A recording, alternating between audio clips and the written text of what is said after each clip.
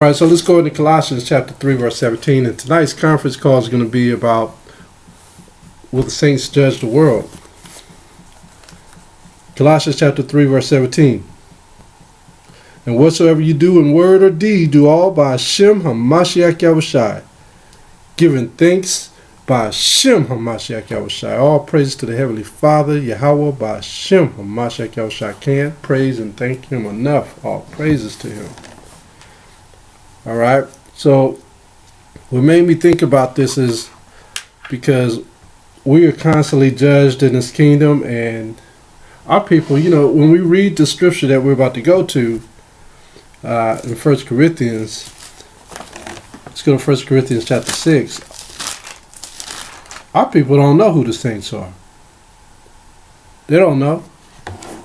They don't know that the Negroes, Native Americans of Negroid and Indian descent are the true biblical saints that the Bible speaks of. They are the Israelites. Our people don't know that. They don't know that.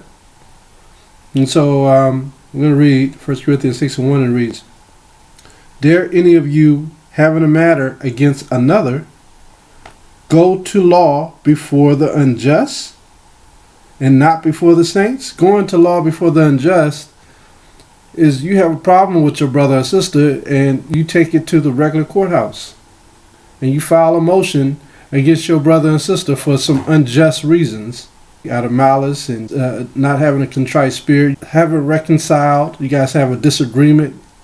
You don't take it to your people, you don't take it to those who understand His word, you take it to those in the courthouse. And a lot of times people in the courthouse have no mercy for our people. A lot of times they don't. Now, most judges are supposed to have a balanced mind and open ear and a still tongue. But a lot of times our people don't get they don't get what's due to them when they go to these courthouses. So it says, Dare any of you having a matter against another go to law before the unjust and not before the saints? This was going on during the days of Rome, when Rome was ruling over us, when the Greco-Roman Empire as a whole was ruling over us. All the captivities that we ever been in, we were taking things up with the wrong kings and judges. We were going into their courthouses, and the judgment that was given to us was unjust.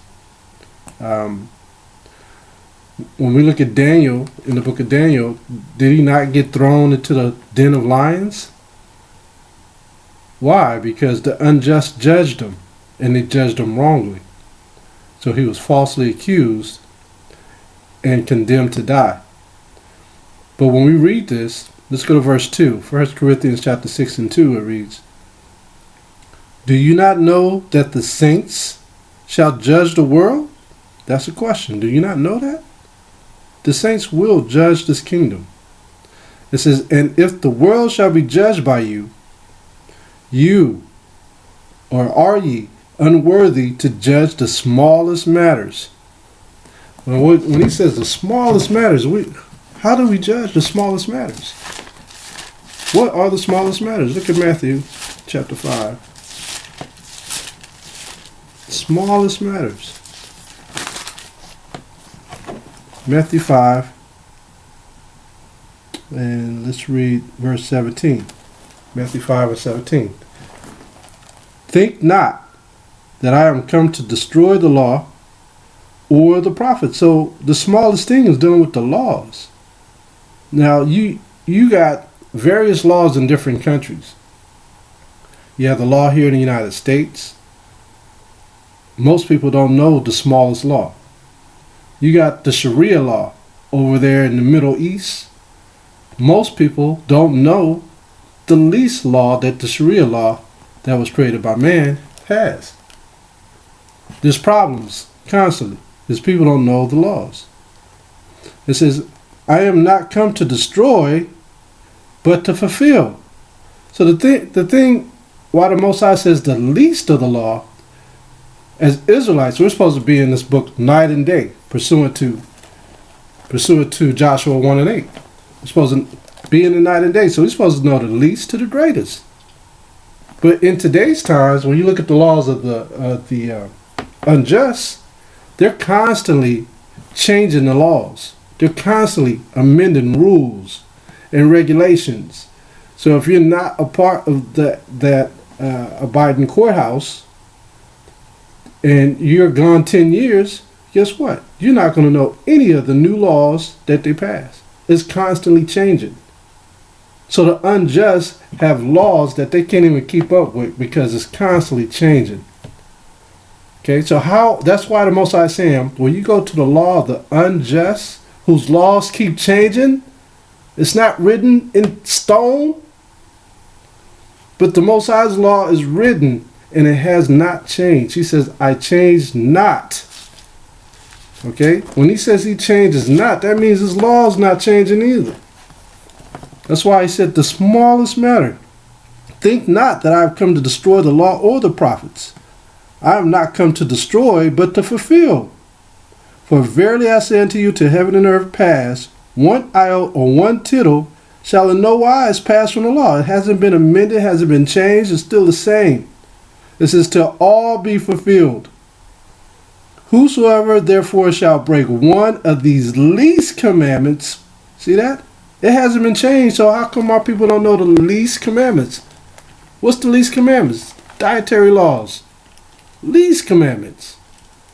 What's the least commandments? Learning the feast days. That's the least commandments. It's the least. The least commandments.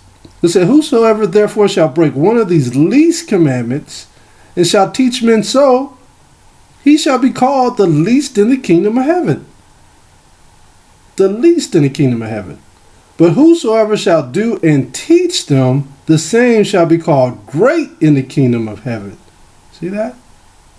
For I say unto you that except your righteousness shall exceed the righteousness of the scribes and Pharisees, ye shall in no case enter into the kingdom of heaven. So you have to be studying this law day and night, just like Joshua said. Let's go to 1 Corinthians chapter 6. Go back. 1 Corinthians 6 and 2. It says, do you not know the saints shall judge the world? And if the world shall be judged by you, are ye unworthy to judge the smallest matter? So what is the world? When you go into Strong's Greek Concordance, and the basis for world is from the, if you go to Strong's Greek 2889, from the base of cosmo or chamizo. It's an orderly arrangement. The scriptures talk about the world being a moral world. It's not an immoral world. When he says they shall judge the world, that's a moral world, not an immoral world. Let's go to Romans chapter 7.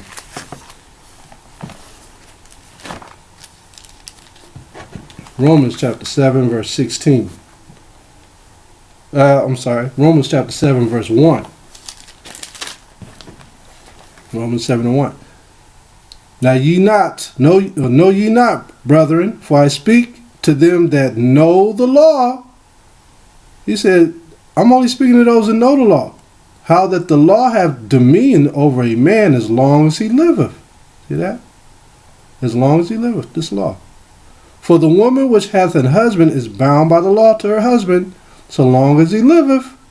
But if the husband be dead, she is loosed from the law of the husband. So then, if while her husband liveth, she be married to another man, she shall be called an adulteress.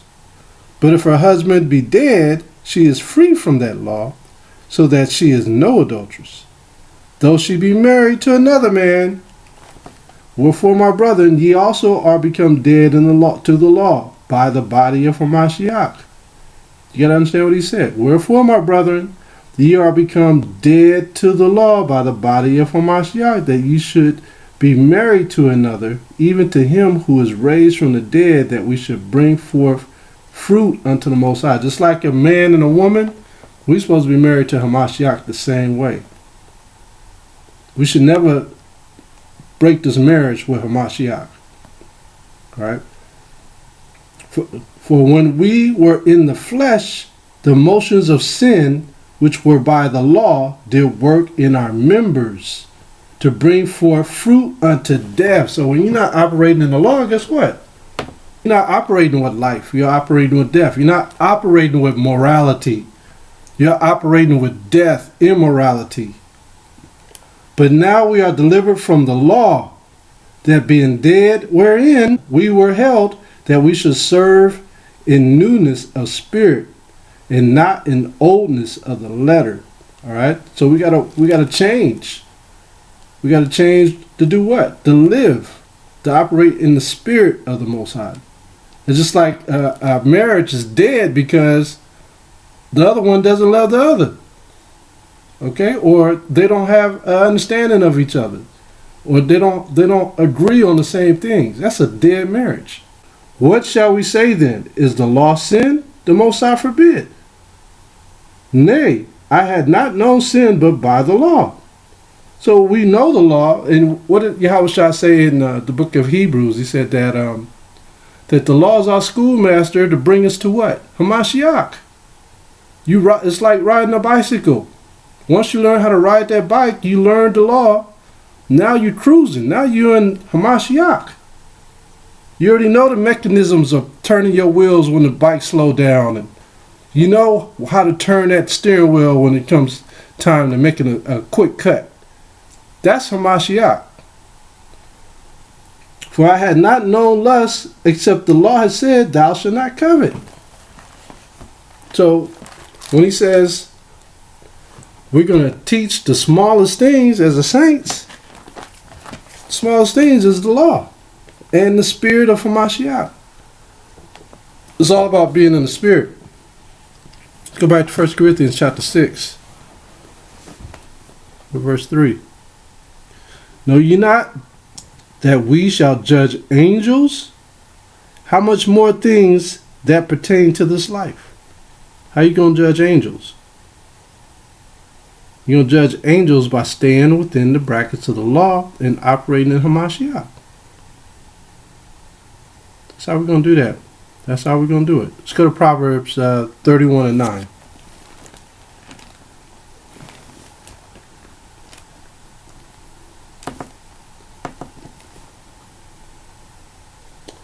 Proverbs 31 and 9. It says, open thy mouth, judge righteously, and plead the cause of the poor and needy. See that? Plead the cause of the poor and needy. How do you plead the cause of the poor and needy? By knowing what's right. By knowing Hamashiach. Let's go back to 1 Corinthians 6 and 4.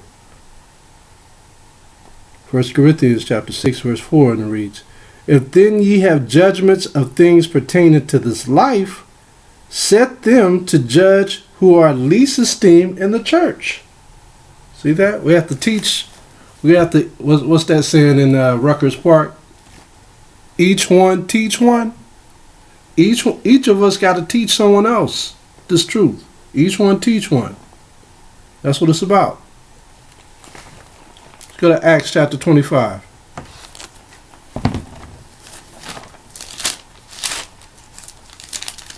Acts chapter 25, and let's go to verse 9. Acts 25, verse 9. Look at this. It says, but Festus, willing to do the Jews a pleasure, answered Paul and said, wilt thou go up to Jerusalem, and there be judged of these things before me? Then said Paul, I stand in Caesar's judgment seat, where I ought to be judged. To the Jews have I done no wrong, as thou very well knowest. For if I be an offender, or have committed anything unworthy of death, or worthy of death, I refuse not. My Bible's kind of messed up right here. It look like some water got up on there. Refuse not. There be no, I gotta skip over a word because I can't read. Let me see. Where's my other Bible? Hold on. I'm missing some words on this thing. My other Bible. That's why I got more than one Bible.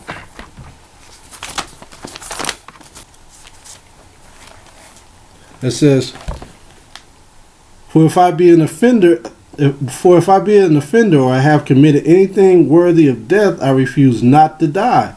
But if there be none of these things whereof these accuse me, no man may deliver me unto them. I appeal unto Caesar. See that? Who is he appealing to? Caesar. It says, then Festus, when he had conferred with counsel, answered, hast thou appeared unto Caesar? Unto Caesar shalt thou go. Paul is being judged by who? He's being judged by the heathen. But he knew he hadn't offended no one. He knew he hadn't committed a crime. So he already knew that no one could do any unrighteousness to him, even though he went to the unjust. But you know the unjust will find something on you. Always. So when we read, so looking at the scriptures, we read about Festus and Paul. Let's give you an idea of who Festus is. We're going to go into the Compact Bible Dictionary just so you're clear on who this Festus is. And I'm going to read on the Compact Bible Dictionary of Zondervan, page 175, and I'm going to the subtopic of Festus. It says Festus, Porcius, festal or joyful. That's what his name means, Festus. The Roman governor who succeeded Felix in the province of Judea, Acts 24:27. Of the life of Festus before his appointment of Nero as procurator of Judea, almost nothing is known. If nothing is known, this man was a very quiet man. He didn't make a lot of noise. It says, and he appears in the Bible, Acts 24:27, Acts 26 and 32. Principally in his relationship with the Apostle Paul, whom he sent to Rome, Festus was apparently a far better and more efficient man than his predecessor. He was smart. He was quiet and smart. Festus evidently knew that Paul was a good man. He sensed that this man was good. And plus he knew Paul before he switched up. Acts 25:25. But he was unable to understand Paul's reasoning with King Agrippa, and thought that Paul had gone mad with much study. What study? The Spirit got on him. Paul had a new understanding of what the law meant and who it was for and how we were supposed to operate in Hamashiach, who the world ignorantly calls Jesus Christ today. Okay? Acts 26:24. Festus died at his post and was followed AD 62 by Albinus. Albinus was a straight threat. He was a villain, Albinus. You read up on him. So when we read about Festus, Festus actually saw Paul as being a good man, and he saw that that Paul did a lot of studying, a lot of research, and the Spirit, when the Spirit get on you, you see and you learn things that people just don't understand. Like the scripture says, the wisdom of this world is foolishness. So the Most High's wisdom far surpasses the wisdom of this world because it's spiritual. And if you're not a spiritual man, you're not going to see spiritual things. All right. I want to go into, this made me think about a scripture. Let's go to Matthew chapter 5. Matthew chapter 5, verse 25. Matthew 5:25. When he says, will you go to the unjust? 1 Corinthians 6:1-4 says, will you go to the unjust to law with your brother? You know what I mean? And this is what it's saying. If we're gonna do that, and say your brother's bringing an accusation against you, and he has the upper hand, this is what you must do. Verse 25. Agree with thine adversary quickly. Quickly. Agree with your adversary, meaning have some good reasoning. That's what Festus was saying in the book where he's talking about him. Paul and Agrippa had a different agreement with things. Their reasoning was totally different. Agrippa was fighting Paul. So when we read this, it says, agree with your adversary quickly. Quickly agree with the adversary. Because this will happen. It says, agree with thine adversary quickly while thou art in the way with him. What's that in the way with him? You guys are reasoning, going back and forth. You better come to an agreement or some kind of reconcile or compromise very quickly. It says, lest at any time the adversary deliver thee to the judge. You don't want to go to the judge because you don't know whose side the judge really has. You don't know if he's going to leave more to the adversary or let you go. You don't know. You don't know the judge. The adversary knows the judge. The adversary knows what could possibly happen. He knows the evidence that he may have against you, the adversary. And the judge deliver thee to the officer, and thou be cast into prison. See that? That's why you have to agree quickly with thine adversary. Verily I say unto you, thou shalt by no means come out thence. You're not going to win till thou hast paid the uttermost for a thing. You have to pay whatever you got bail or whatnot. You're going to have to pay all that money because you didn't agree earlier. You see, normally things will arise and you may have negligence of the information. And then when your adversary steps forward and starts dealing with you and presents the matter to you, that's the time to come up with a compromise quickly before it even gets to the next level. You can fix it. That's why it says the saints will judge the world. You got to see it, recognize it, and be able to fix it. All right? Let's go to Matthew chapter 10. Matthew chapter 10. And let's see. I want to...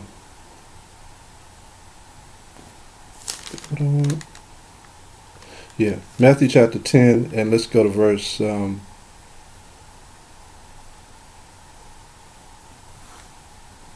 right here, verse 16.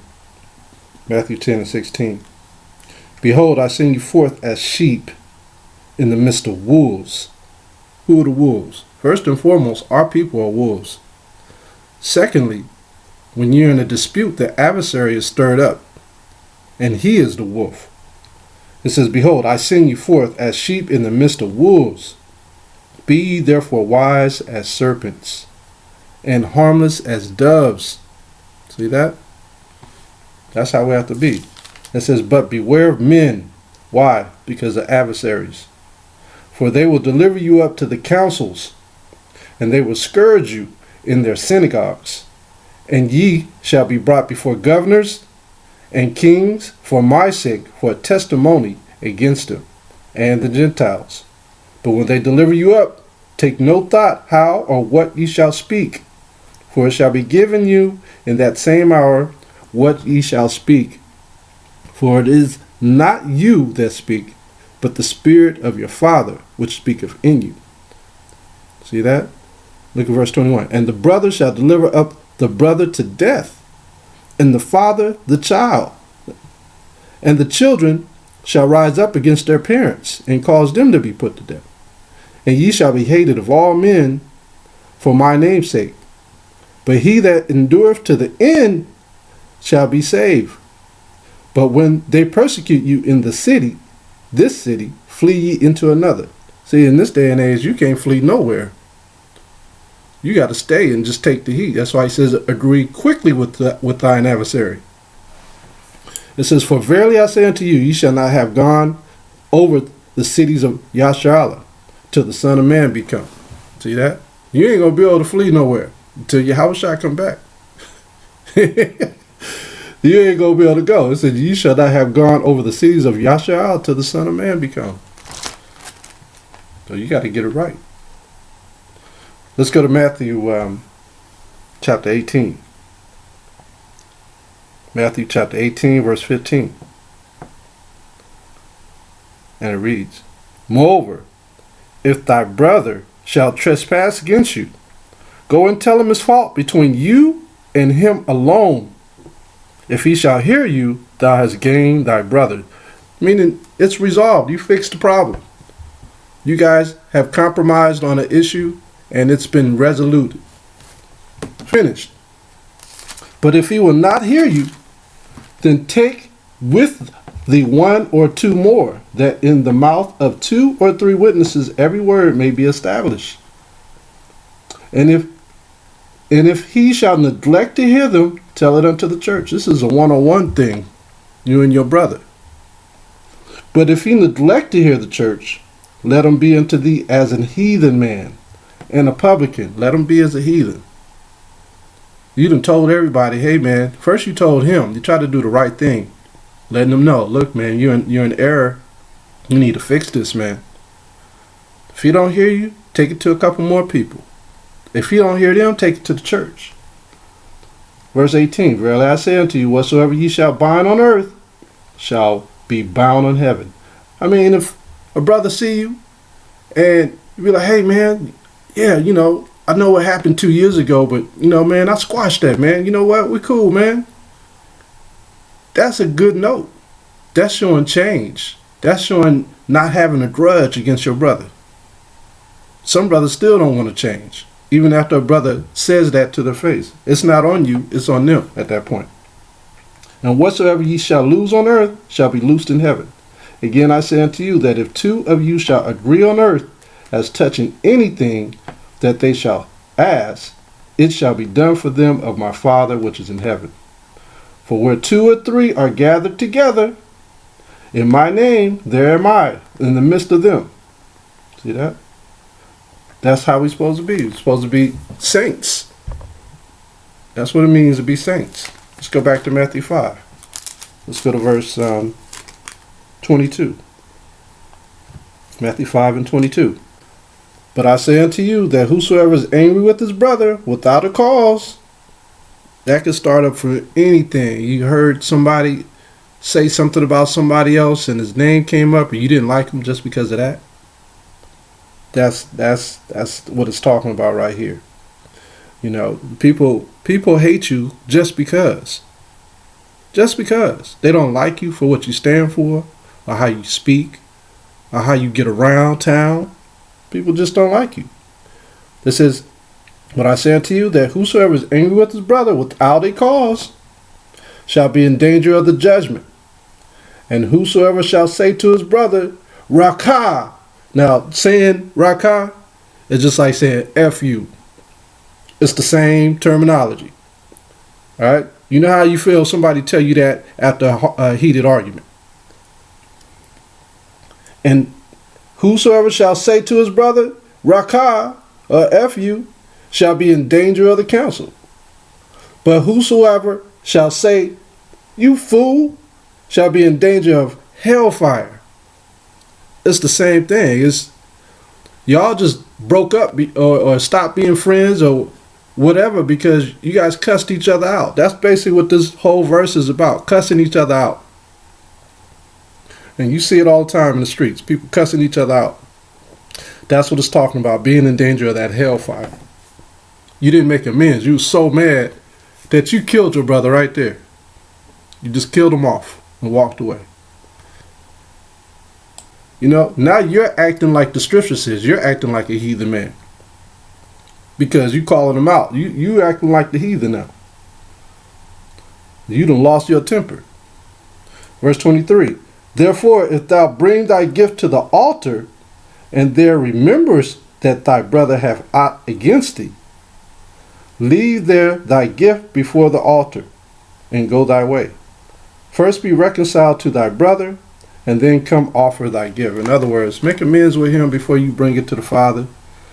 You know what I mean? And if he don't hear you, then hey, the blood is off your hands. You told him.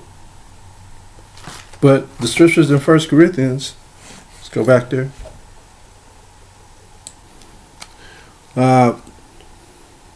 Verse 2, it says, do you not know that the saints shall judge the world, or will judge the world? I was looking at the Strong's Greek concordance in 2919. That will judge or shall judge, it means to properly distinguish.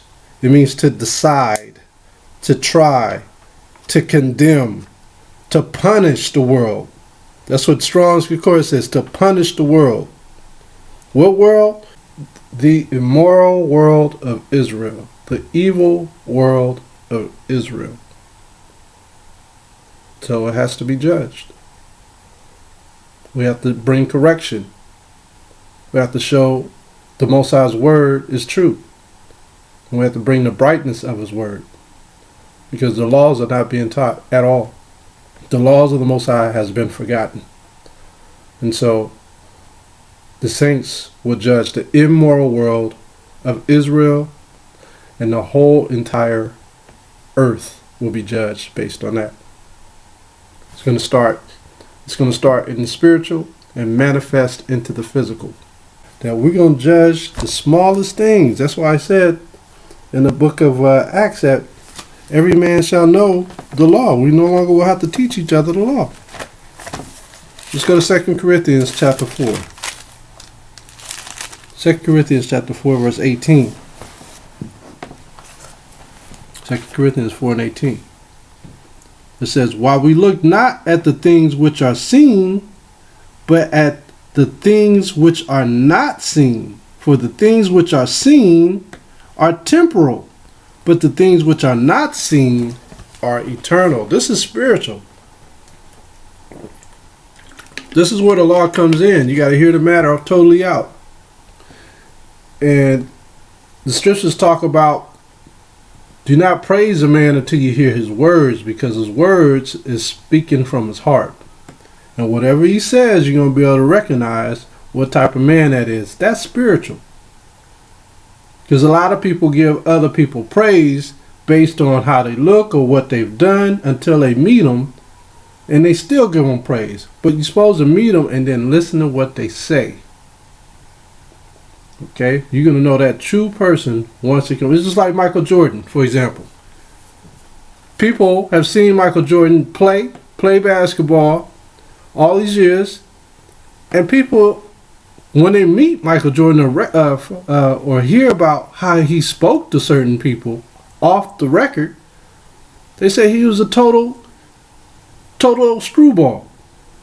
You know, he just say what he want to say. He cuss people out. He say things that's totally off the radar from what is being seen on TV, which makes him not a really pleasant guy.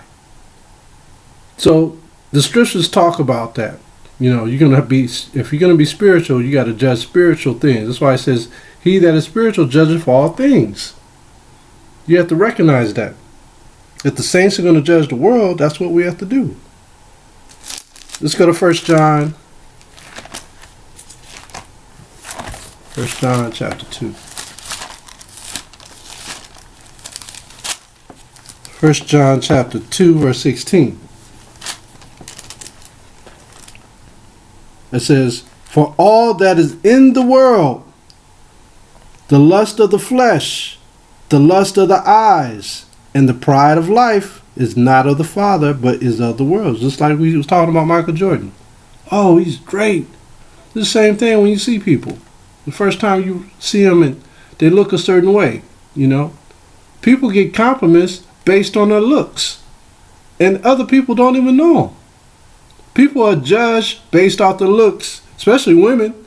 Women get judged right away based on their looks from other women.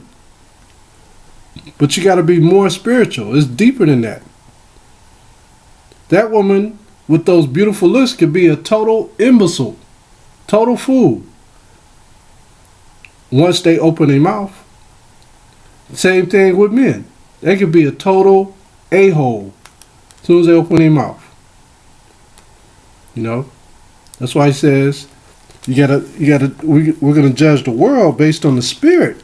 He said, what did he say? We walk by faith, not by sight, right? That holds a lot of impact. That's a big punch. We walk by faith, not by sight. Let's read that again. 1 John chapter 2, verse 16. For all that is in the world, the lust of the flesh, the lust of the eyes, and the pride of life is not of the Father, but is of the world. And the world passeth away, and the lust thereof, but he that doeth the will of the Father abideth forever. King David was picked based on his heart. He wasn't picked on his looks. When his father Jethro had to get Samuel, his sons, Jethro was thinking that was going to be his handsomest son that was going to be the king of Israel. But Samuel said, the Most High judgeth not on a man's looks, but on his heart. So it's all spiritual. Very spiritual. Let's go to Sirach in the Apocrypha. Book of Sirach. And let's go to Sirach chapter 1, verse 1. Sirach 1 and 1. It says, all wisdom cometh from the Most High, and is with him forever. All wisdom cometh from the Most High. You can't doubt it. You can't doubt what the Most High is offering. His wisdom will sit upon you if you recognize it. All wisdom is from the Most High. All of it. We have to learn how to utilize that wisdom. How to tap into it. Let's go to Wisdom of Solomon, chapter 1. Wisdom of Solomon, chapter 1, verse 1. The scriptures read, love righteousness, ye that be judges of the earth. See that? We got to love righteousness to be judged. We have to judge the smallest matters and the greatest things. We have to love righteousness. Think of the Most High with a good heart, and in simplicity of heart, seek him. It's all about the heart. Because, you know, the Most High said in Jeremiah 17 and 9 that the heart is desperately wicked. Who can know it? The only way you're going to know it is to go through the scriptures and change your heart. Change your ways. We have to change our ways. Verse 2. For he will be found of them that tempt him not, and showeth himself unto such as do not distrust him. For froward thoughts separate from the Most High, and his power, when it is tried, reproveth the unwise. For into a malicious soul wisdom shall not enter. Most High ain't going to dwell with you. All these people, all these unjust judges, those who are not following the Most High's laws, there's really no wisdom with them. They have a certain type of wisdom, but it's not the wisdom of the Most High. They don't have the Most High's mercy.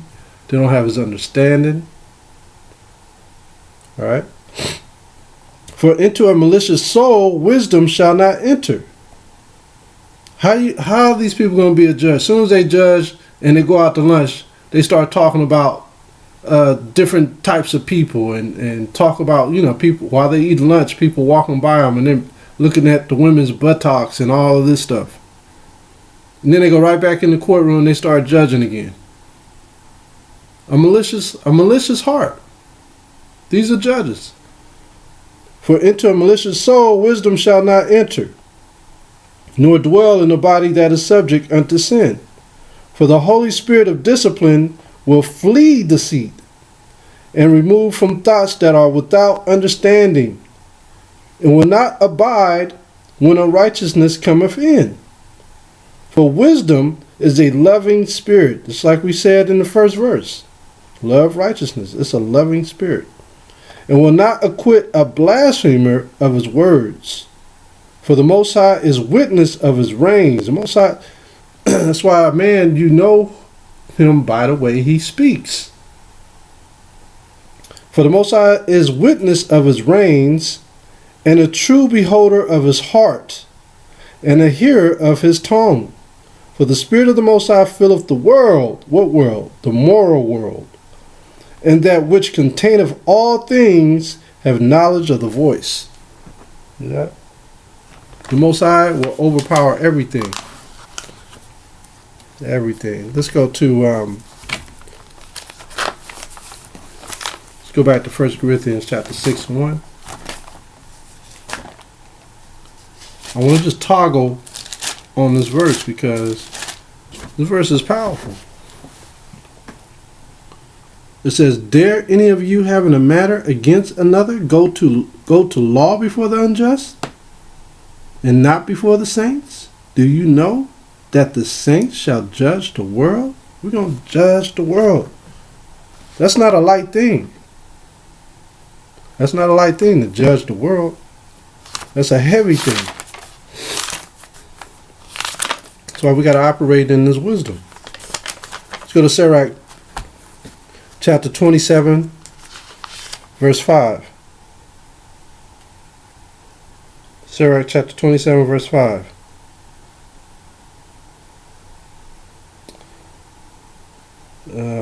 Let's start at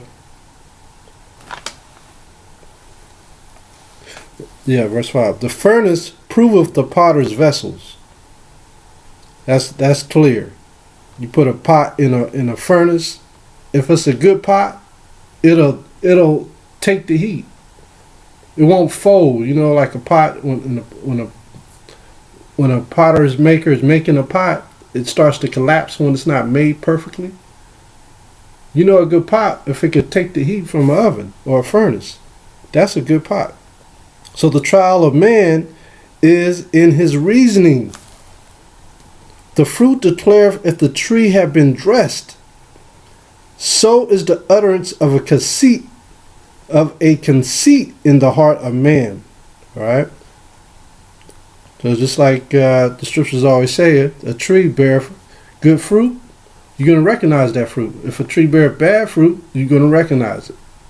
Verse 7, praise no man before thou hearest him speak. There it is. What we're just saying. For this is the trial of men. The trial of men is his reasoning. Seeing what type of man he is. It's important. How does this man think? How does he talk? Was he a stupid man? Does he say stupid things? Does he have empathy for people when he speaks to them? Does he have any understanding? Does he cut people off before they finish speaking? Before they finish saying the sentence? Does he cut them off and start talking about something else? That's how you recognize someone's thoughts. That's how you see if a man has a good heart or a reasoning mind. Can he hold that subject for 10 to 15 minutes that he's speaking on? You know, that's reasoning, good reason. Let's go to Revelation 20.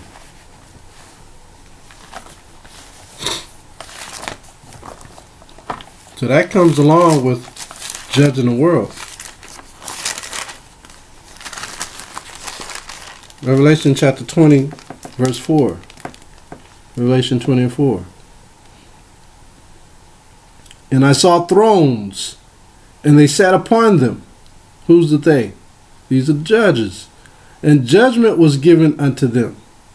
And I saw souls of them that were beheaded for the witness of Hamashiach, and for the word of the Most High, those who came against the morality of the Most High, and which had not worshipped the beast, neither his image, neither had received his mark upon their forehead or in their hands.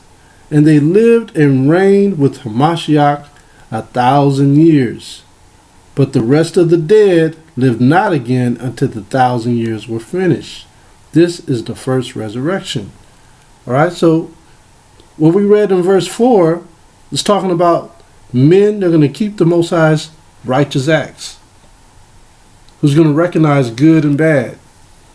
They're going to be tried and punished, just like that pot in the fire. For no reason. For no reason. Tried and punished.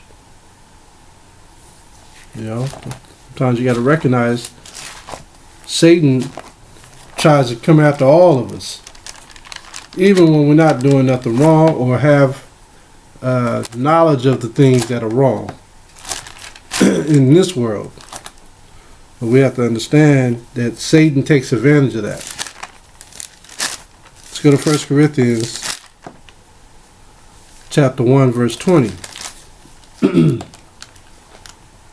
1 Corinthians 1, verse 20. Where is the wise? Where is the scribe? That's what our people say today. Where are the saints? Who are the saints? Oh, not these Negroes and Latinos and Native Americans. No way. They ain't the saints. The saints are over there in Israel. They're Jewish people. They're at the Vatican. Those are the saints. No, those are not the saints. Okay? This is 1 Corinthians chapter 1, verse 20. Where is the wise? Where is the scribe? Where is the disputer of the world? Where is this disputer of the world, which is the Most High? Have not the Most High made the foolish wisdom of this world? So where is he? That's what our people say. Where is he? Where's the Israelites? Where they at? I don't know where they at. No. Verse 21. For after that, in the wisdom of the Most High, the world by wisdom knew not the Most High. That's what we deal with every day. Our people don't know this wisdom.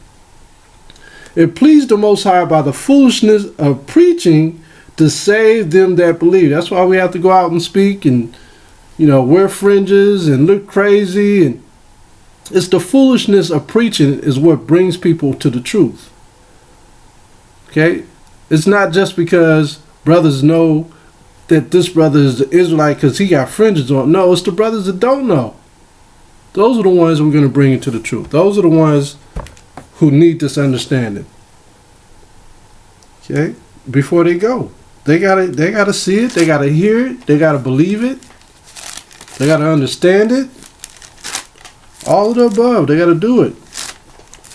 Go to Romans chapter 6. Romans chapter 6. Let's go to verse 16.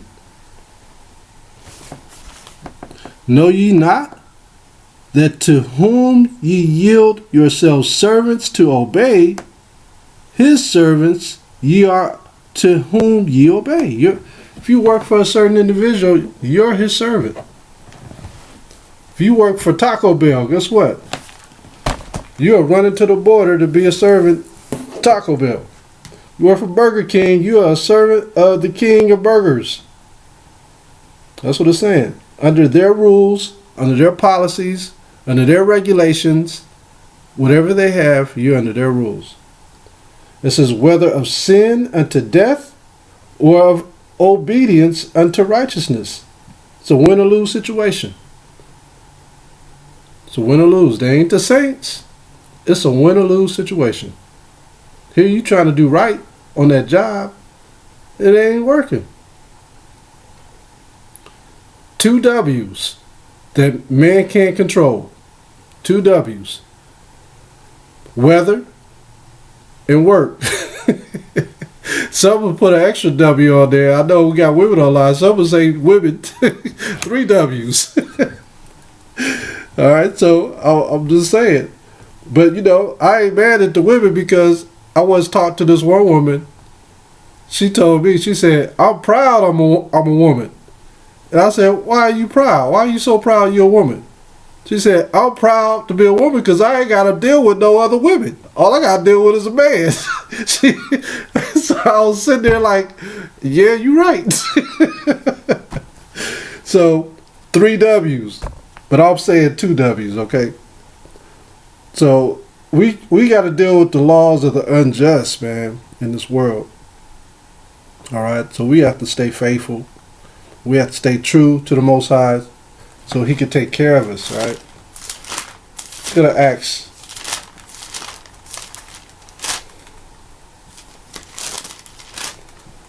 Acts chapter 5, 29. Acts 5 and 29. Then Peter and the other apostles answered and said, we ought to obey the Most High rather than men. The Most High of our fathers raised up Hamashiach, whom ye slew and hung on a tree. See, it says tree. You can't get around that. Just like the 12 tribes of Israel. People say, well, it ain't about the 12 tribes of Israel. Well, the Most High said he loved the 12 tribes of Israel. He said, they're his saints. If you don't like it, take it up with him. Don't take it up with me. Take it up with the Father. I ain't the one who said it. He said it. Verse 31. Him hath the Most High exalted with his right hand to be a prince and a savior, for to give repentance to who? To Israel. That's what I said. Take it up with the Father if you don't like it. And forgiveness of sins. You can't get around that. He came to give repentance to Israel. It's written right there. I can read it. I know you can read it too. It says, for to give repentance to Israel. I got my finger on it. It's in every book across this globe. To give repentance to Israel. Alright? People talking about Gentiles going to be drafted in. What they going to be drafted into? Into what? Who they going to get drafted into? They're going to get drafted into the Israelites, right? No. You can't draft a wild bush of the Gentiles into the Israelites. It's the Israelites into the Israelites. They're part of the Israelites. They became wild. So that wild bush becomes what? A part of the Israelites. They got drafted in back to that tree that was natural. The wild Israelites. That's what everybody been doing all these years, trying to make this Bible say something that it ain't saying.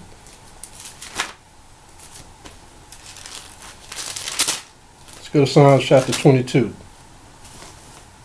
Psalms 22 verse 16. Psalms 22 and 16. This is a Hamashiach. Alright? King David was prophesying. It says, for dogs have compassed me. The assembly of the wicked have enclosed me. They pierced my hands and my feet. Alright? So who was piercing them?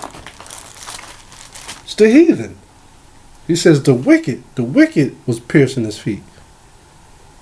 Who's the wicked? It's the heathen. Go to Ezekiel. Ezekiel chapter 7.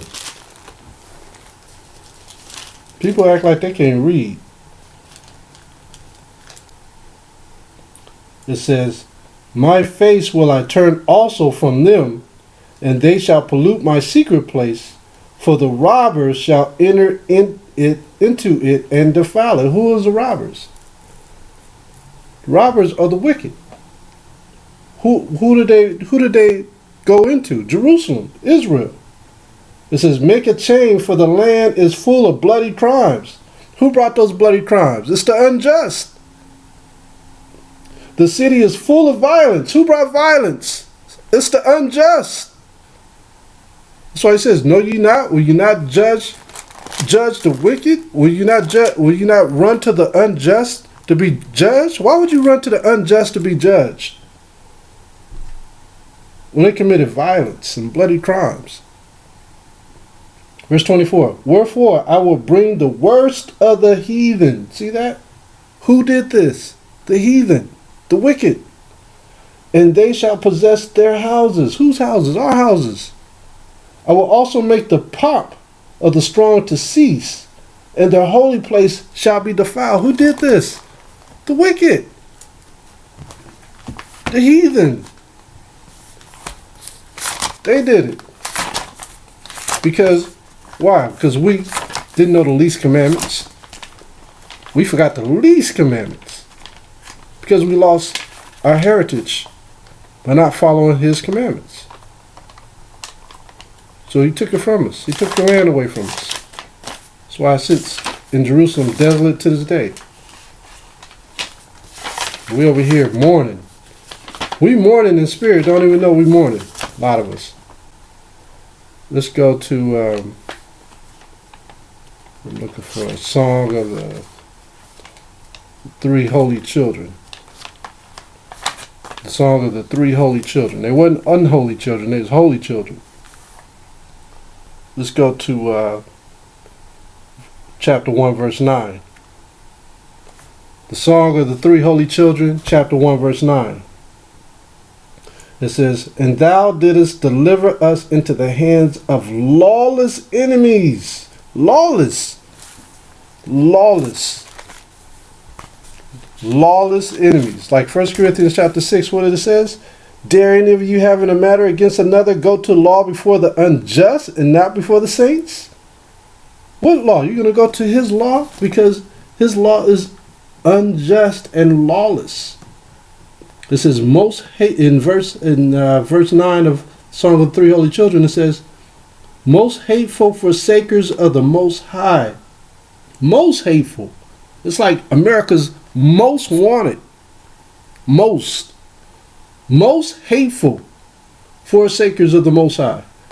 And to an unjust king. And the most wicked in all the world. The most wicked. How can you get more than most? The most wicked. The most wicked. We're talking about our people here too. The most wicked. Our people are most wicked too. Our people are devils just like the rest of these other people. Devils. Deceivers. What the scriptures say here. Most wicked. Most deceivers.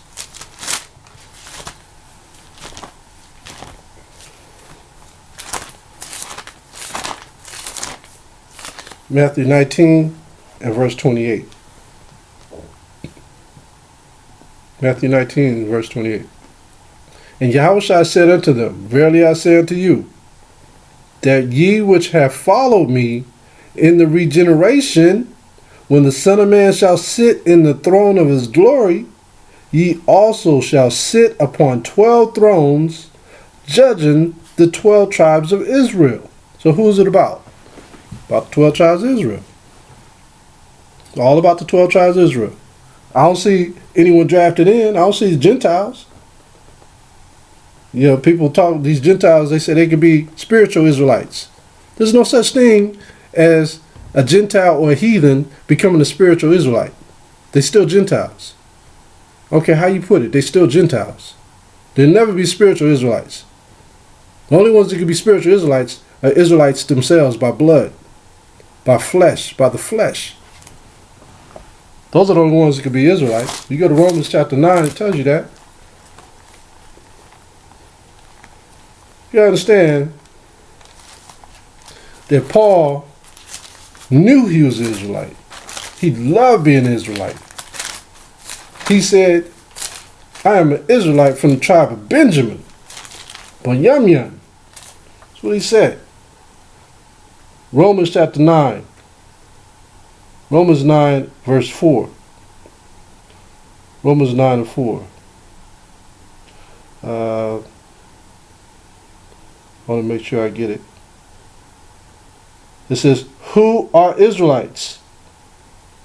To whom pertaineth the adoption and the glory and the covenants and the giving of the law and the service of the Most High and the promises. Now who received this? Go to verse 3. For I could wish that myself were accursed from Hamashiach, for my brethren, my kinsmen, that's your cousins, my kinsmen, according to the flesh. You ain't gonna call somebody your cousin who's not your cousin. You ain't gonna call somebody your brother or your sister that's not your brother and sister. I mean, unless they part of your kinsmen. You know what I mean? Nowadays, people call everybody their brother. Oh, that's my brother. But back in the day, your kinsman was your people. That was your kinsman. You go to certain parts of the South, they're like, that's my kinfolk. Don't nobody else say it but us. What's up, kinfolk? That's our people. We say that. I ain't never heard nobody else say that but our people. That's your kin right there. You can't date her. That's your second, third, fourth, fifth cousin, man. Why you holding hands with her? That's your cousin. I knew her mama. That's kinfolk. That's kinfolk. Let's go to Daniel. Paul said, my kinsmen, according to the flesh, who are Israelites. Who are Israelites? People hate hearing that word, Israelite. They did away with it. Scripture said we're just going to lose our heritage. People don't even like being called Israelite. You're like, why you want to be those people? Those people, God cursed them. You want to be them? Yeah, that's my heritage. That's my heritage. You think Moses wanted to be an Israelite before he found out he was Israelite? He knew something was different about those people working in the fields, building pyramids. When he found out, he didn't reject it. Same thing with us. We ain't supposed to reject it. Those are our people. We're Israelites. Moses gave up the understanding of being an Egyptian. He said, I'm no Egyptian. So I'm an Israelite. Let's go to Hebrews real quick. Hebrews chapter 11. And let's go to verse 23. Hebrews 11 and 23. It reads, by faith. Notice it says by faith, just like you. You found out you're an Israelite. By faith, you found out you was an Israelite. When you kept digging, you knew you was an Israelite. That's your faith kicking in. By faith, Moses, when he was born, was hid 3 months of his parents because they saw he was a proper child, and they're not afraid of the king's commandment. By faith, Moses, when he was come to years, refused to be called the son of Pharaoh's daughter. I'm not an Egyptian.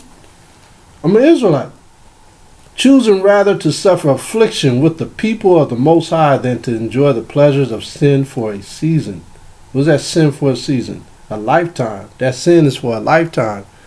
A lifetime of sin, he would have been all messed up. He would have had no resurrection, doing whatever he wanted to do as the Egyptian Pharaoh. It says, esteeming the reproach of Hamashiach greater riches than the treasures in Egypt, for he had respect unto the recompense of the reward. By faith he forsook Egypt, not fearing the wrath of the king, for he endured as seeing him who is invisible. Through faith he kept the Passover. By faith. That's why we keep these feast days. People are like, well, you're supposed to have faith in Christ. We got faith in him. But we're supposed to have faith in the Most High's laws too. It says, through faith he had kept the Passover.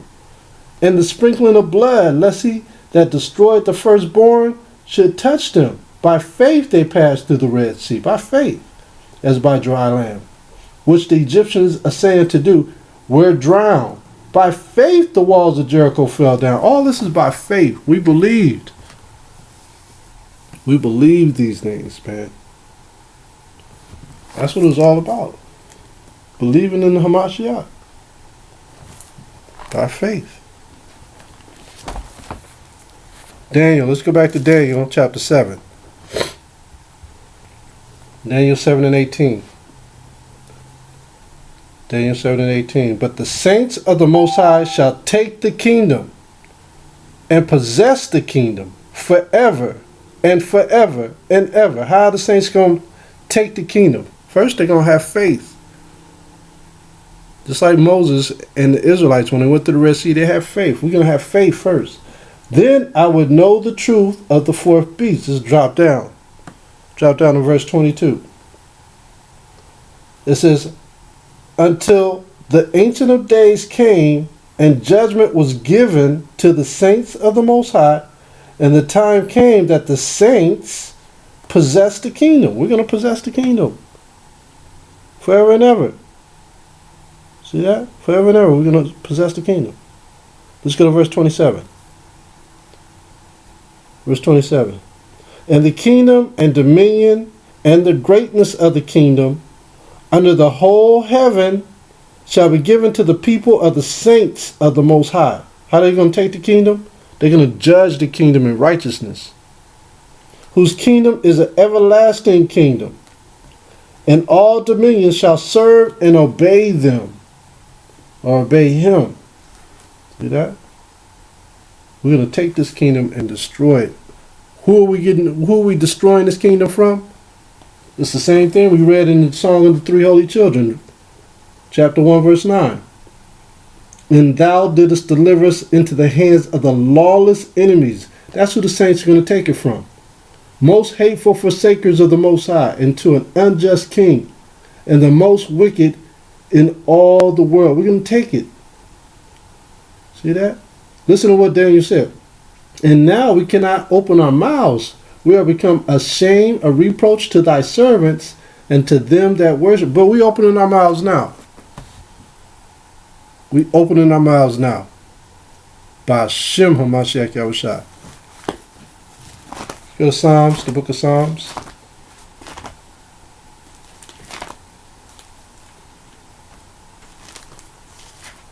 It's all about the Most High Yahweh and the Son by Shem HaMashiach Yahushua.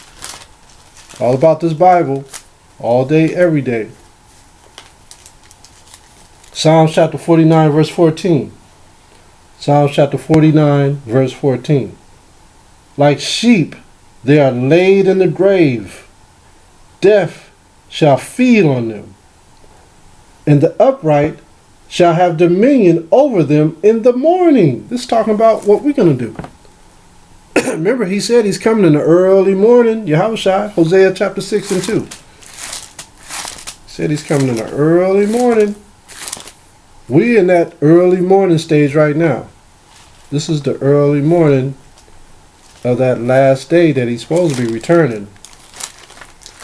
But it might be the early wee morning of the day. Hosea chapter 6. Hosea chapter 6 verse 2. After 2 days will he revive us. We've been revived. In the third day is here. We are in the third day. He's been gone how long?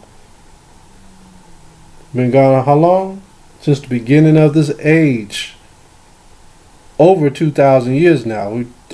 Basically, we're in the 3,000 years almost. Early morning. Wait a minute. 2 days have already passed. 2,000 years already passed. It says, in 2 days, it says, the Most High says 1 day is like 1,000 years with him. It says, after 2 days will he revive us. We were revived.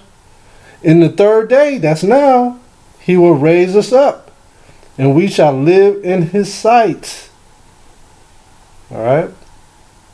We're going to live in this. This is that third day. Then shall we know, if we follow on to know the Most High, his going forth is prepared. As the what? As the morning. And he shall come unto us as the rain.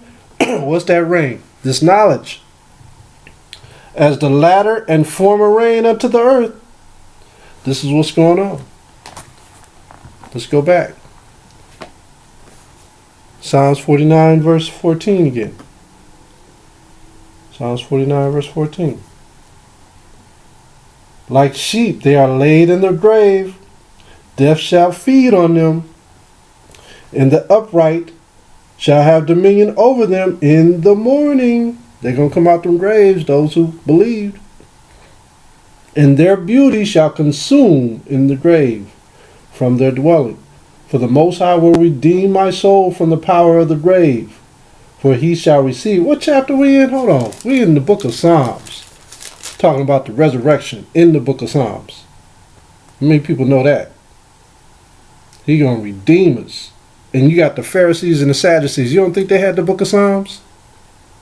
They had the book of Psalms. They knew about the resurrection, but the Sadducees didn't want to believe the resurrection.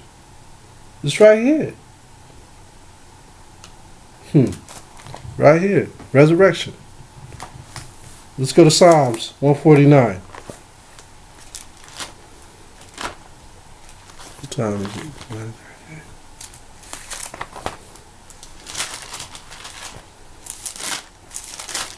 Look at Psalms chapter 149, verse 5. Let the saints be joyful in glory. Let them sing aloud upon their beds. We're going to come out them beds, out them graves. We're going to sing out loud. You don't think you're going to be happy coming out that grave? Resurrecting? Oh, man. Boy, it's going to be so much happiness. Let the high praises of the Most High be in their mouth, and a two-edged sword in the hand, coming out to fight, to execute vengeance upon the heathen. What did we just read in Daniel chapter 7? The saints shall take the kingdom, right? Going to take this kingdom. This says to execute vengeance upon the heathen and punishment upon the people, to bind their kings with chains. Remember what we read? It said the most wicked in all the world, and to an unjust king. This is to bind their kings with chains, and the nobles with fetters of iron. All they little judges and assistants, we gonna put fetters of iron around them. To execute upon them the judgment written. This honor have all his saints. Praise ye the Most High. That's why when you look at that, what's the name of that book? Varone, over there in Europe. They got that painting on the outside of that basilica. And it's all Jake on the outside of that basilica. And you got the angels, black angels on the wall. And then you got people coming out the graves. They're all Jake coming out the graves. You can see them. And then they got the Most High's hand, right? They got the Most High's hand going down with a hook, pulling Satan, or putting Satan in the fire. You know what I mean? And all the unjust people. You know, our forefathers drew that knowing what was going to come. I think it's called the Varane. I got that book somewhere. I got 2 of those books. But, yeah, that day is coming. They better get ready. Let's go to Revelation 13 and 9. Saints will judge this world.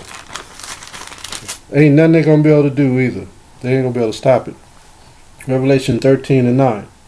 If any man have an ear, you got to listen to this. Let him hear.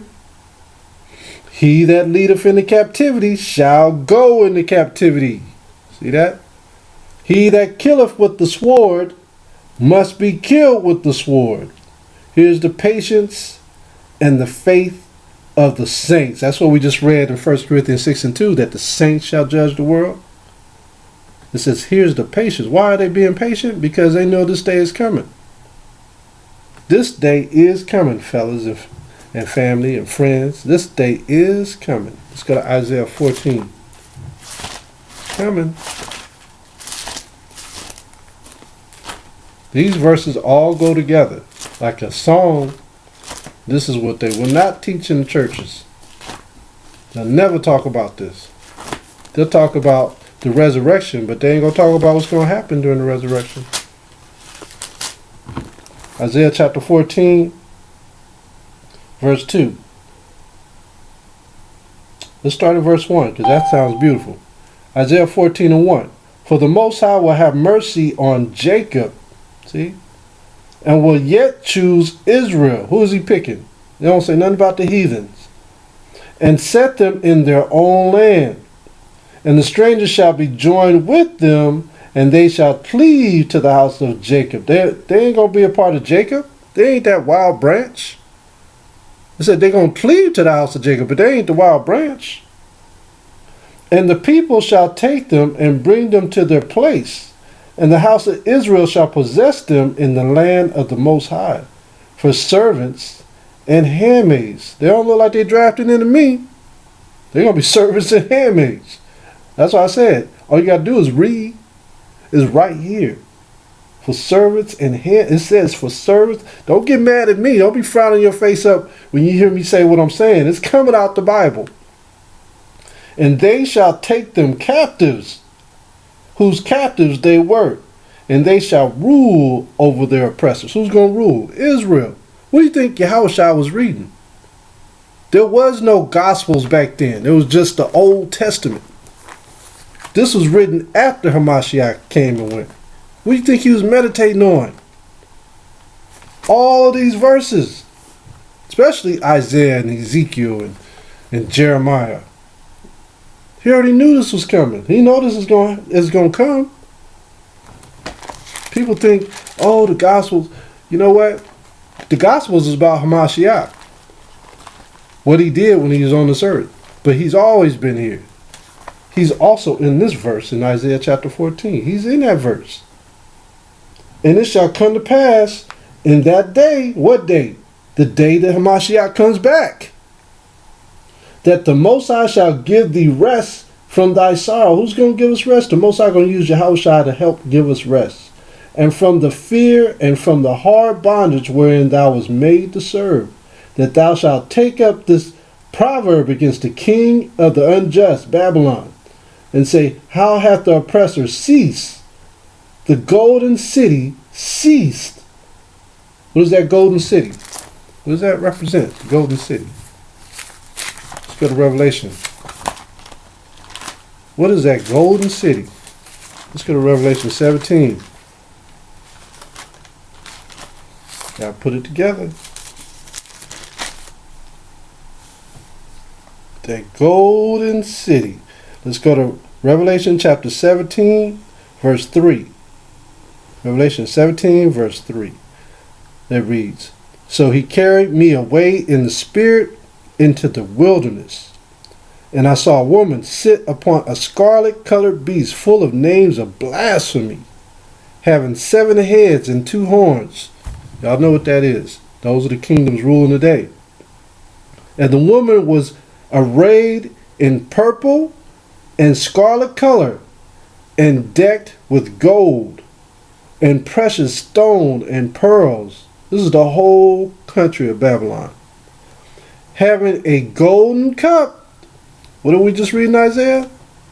The city of gold. It says having a golden cup in her hand, full of abominations and filthiness of her fornication. And upon her forehead was a name written, Mystery Babylon. There ain't no mystery no more. We know it ain't. We know what it is. It says the mother of harlots and abominations of the earth. And I saw the woman drunken with the blood of the saints. That's why we read in Isaiah chapter 14. It says, and the saints will possess the oppressors, and with the blood of the martyrs of Hamashiach. And when I saw her, I wondered with great admiration. He couldn't believe what he was seeing. And the angel said unto me, wherefore didst thou marvel? I will tell thee the mystery of the woman, and the beast that carrieth her, which hath the 7 heads and 10 horns. See? Now he's about to go in. These angels, they was going in, man. Talking about what was going to go down. Look at verse 18. It says, and the woman which thou sawest is that great city. What is that woman? A great city, which reigneth over the kings of the earth. Hold on. Let's go back to Isaiah. Let's read that in Isaiah again. Isaiah 14. What's that great city of gold? We just read it. Isaiah 14. 14:4. And it says, let's start at 3 again. And it came to pass in that day that the Most High shall give thee rest. Who are we going to get rest from? That great city, right? That we was made to serve. From the sorrow and from thy fear and from the hard bondage wherein thou was made to serve. And thou shalt take up this proverb against the king of Babylon. Remember what we just said, the mystery Babylon. And say, how hath the oppressor ceased? The golden city ceased.